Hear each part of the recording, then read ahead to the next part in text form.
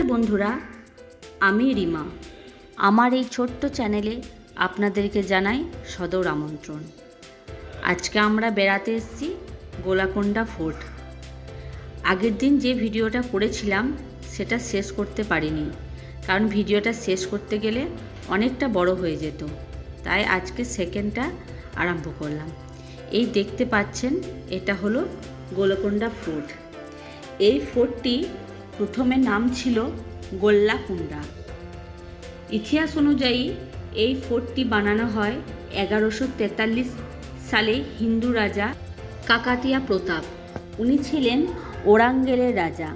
উনি প্রথমে এখানে শিকার করতে এসেছিলেন এবং এটি পাহাড়ি অঞ্চল থাকায় তিনি দেখে খুব খুশি হন এবং প্রথম এটা মাটির কেলা তৈরি করেন। তখন তিনি এই কেলাটির নাম দেয় তেলুগু ভাষায় গোল্লাকুন্ডা, আর পরে এটা বিজয়পুরের সুলতান দখল করেন। আর এই রাস্তাটা দেখতে পাচ্ছেন সোজা গেছে। সোজা রাস্তাটা যাওয়ার পর ডান সাইডে গেটটা পড়বে। শত্রুপক্ষ যাতে দরজাটা না রাখে তার জন্য সোজা গিয়ে সাইডে গেটটা করেছে। আর হাতির শক্তি হানি করার জন্য সামনে একটা প্রাচীর তৈরি করেছে, যাতে হাতি দূর থেকে ছুটে এসে দরজাটা আক্রমণ করলে দরজা ভেঙে যাবে, তাই জন্য সেই স্পেসটা পর্যন্ত রাখেনি। আর দেখতেই পাচ্ছেন কত সুবিশাল দরজা, পুরোটাই হলো লোহার। একটা দরজা একার পক্ষে ঠেলা তো সম্ভবই নয়, কারণ আমি হাত দিয়ে একবার চেষ্টাও করেছিলাম। আর সামনে অনেকটা নুকিলা লোহার জিনিস রয়েছে, যেটাতে হাতিরা যদি আক্রমণ করে তাহলে মাথায় লেগে আঘাতহানি করবে। আর ওপরে একটা খোপের মতন বা একটা দরজার মতন রয়েছে গেটের উপরে, যেটা আমার তোলা হয়নি, যেখান থেকে গরম তেল বা গরম জল ঢাললে হাতিরা আর আঘাত করতে পারবে না। আর এখানে এসে এত ভালো লাগছে, খুবই ভালো লাগছে। আর আমার একটু ফোর্টের প্রতি নেশাটা বেশি, কারণ আমি ফোর্ট দেখতে খুবই ভালোবাসি। ঐতিহাসিক জিনিস দেখতে আমার একটু বেশি ভাল লাগে। আর আগেকার দিনে সাধারণত টেলিফোন বা কিছু দূরভাষ ছিল না, তার জন্য এখানে একটা সিগন্যাল দেওয়ার একটা জায়গা আছে। এখানে হাততালি মারলে আওয়াজটা একদম দুর্গের শেষ প্রান্তে অবধি যাবে আর সেটা শুনতে পাবে। তার জন্য আনুমানিক এখানে প্রায় 45,000 সৈন্য থাকতো একসাথে, এটা সুরক্ষা করার জন্য। আর আমি যে কথাটা বলেছিলাম যে হাততালি মারলে দুর্গ অবধি শোনা যায়, দেখুন এখানে অনেকে ট্রাইও করছে হাততালি মেরে মেরে, আর আওয়াজটা যথেষ্ট বেশি, অনেকটাই বেশি হচ্ছে। আর এখানে দুর্গর সাইডে যে প্রাচীরগুলো রয়েছে সেগুলো এতটা বেশি চওড়া ছিল, যার উপরে ঘোড়ায় চড়ে পুরো দুর্গটা রক্ষণাবেক্ষণ করতে সেনারা। আর দেখতে সত্যি খুবই ভালো লাগছে, কিন্তু অনেকটা উঁচু, যেটা উঠতে গেলে পুরো আমরা 2-3 জনে পুরো হাঁপিয়ে গেছিলাম। আর সবচেয়ে ভালো কথা, রিতম আমাদেরকে অনেক সাপোর্টও করেছে যে এটা হাঁটার জন্য। আর এই যে আমরা ঢুকছি এই দুর্গের ভেতর দিয়ে।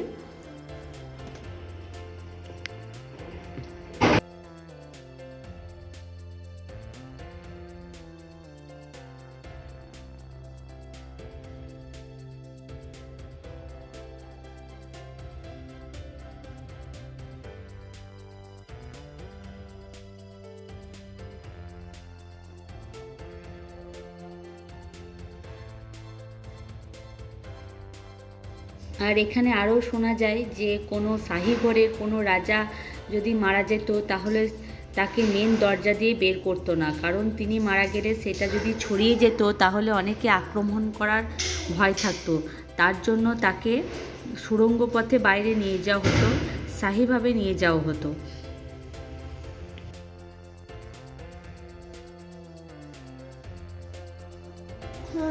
আর তখনকার দিনে এখানে সব রকমের সুব্যবস্থা ছিল। রানীদের স্নান করার জন্য গরম জল থেকে, সামনে দেখতে পাচ্ছেন একটা ফোয়ারা, এটা তখনকার দিনে যে কত সুন্দর দেখতে লাগতো সেটা ভাবলেই একবার আশ্চর্য হয়ে যাচ্ছে আমি। আর এই গোলকোন্ডা ফোর্টটা খুবই চমকদার। কেন এত ভালো ভালো নকশাদার কাজ, এত নিখুঁত, যেটা দেখলে আপনার প্রাণ জুড়িয়ে যাবে। মানে দেখতে এতটাই ভালো লাগছে, কল্পনার বাইরে। তখনকার দিনে মানুষের হাতের কাজ যে কী নিখুঁত ছিল, সে এই নিদর্শনগুলো না থাকলে এখনকার আমরা তো বিশ্বাসই করতে পারতাম না। আর ওই দেখতে পাচ্ছেন অতটা উপরে আমাদেরকে এখনও উঠতে হবে, আমরা সবেমাত্র নিচেটা শেষ করেছি। আর এখানে ঢুকতে আমাদের অনেকটাই লেট হয়ে গেছিলো, প্রায় ঢুকতে আমাদের 11টা বেজে গেছিলো। আর এই সামনে দেখতে পাচ্ছেন, এটা শুনছি এখানে গরম জল থাকতো যেখানে রানীরা স্নান করতো। আর সামনে ওইটা রানীদের ঘর, আর এই সাইডে রানীরা ড্রেস চেঞ্জ করতো। এটা বলছে রানীদের ঘর, এখানে নাকি রানীরা থাকতো। আর সামনে রানীরা ড্রেস চেঞ্জ করতো, মানে সাজগোজ করতো সামনে রানীরা। আর এখানে অনেক দাসীরা থাকতো রানীদের দেখাশোনা করার জন্য। আর এখানে রানীরা সবসময় উপরে যেত না, হয়তো মাসে 2-1বার উপরে যেত, কিন্তু যখন ওনারা উপরে যেতেন তখন তারা পালকি করে যেতেন।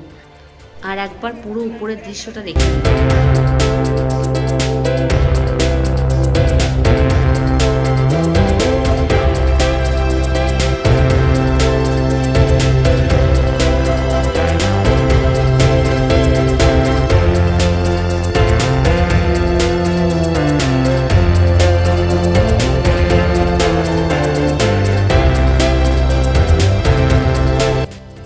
যে রাস্তাটা দেখছেন, এই রাস্তাটা সোজা উপরে গেলে রাজার যেখানে দরবার বসতো সেখানে দেখা যাবে। এখানে সাইনবোর্ড টাঙানো রয়েছে, ওই জন্যই বলতে পারলাম। আর এখানে সত্যি করে প্রাচীরগুলো না 5 কিলোমিটার করে দীর্ঘ, আর বহু গম্বুজ দিয়ে সজ্জিত এই ফোর্টটা। আর দূর থেকে মানে যতবার বলবো ততবারই ছোট করা হচ্ছে, মানে এত সুন্দর দেখতে, মানে বলা যাবে না। সিঁড়িগুলি অনেকটাই চওড়া। আর এটা হলো মন্দির, এটা ওরাঙ্গলের রাজা তৈরি করে গেছেন। আর এখানে ফার্স্ট পুজো হয়, এখানে সানডের দিন পুজো থাকে। আর আমি যখন ভয়েস ওভার দিচ্ছি, পাশে একটা আওয়াজ হচ্ছে বোম ফাটানোর, কারণ আজকে তো দীপাবলি পুজো, তাই বোম ফাটাচ্ছে এখানে। আর এই যে দেখতে পাচ্ছেন, এখানে দরবার বসতে রাজাদের। আর পালকি করে যখন রানীরা উপরে আসতেন এখানে, তখন 4 জন করে থাকতেন। সামনে 2 জন একটু শর্ট সাইজে মানুষ থাকতেন, আর পেছনে 2 জন লম্বা মানুষ থাকতেন, কারণ তাদের ব্যালেন্সিংটা যাতে সমান হয়। আর গলকন্ডার একটা হীরের খনি ছিল, যেখানে পৃথিবীর সবথেকে মূল্যবান হীরে কোহিনূর পাওয়া যায়। আর গলকন্ডা হীরার জন্য বিশ্বজুড়ে খ্যাতি লাভ করে। আর এই দুর্গটি অরঙ্গজেব বেশ কয়েকবার আক্রমণ পর দখল করতে পেরেছিলেন।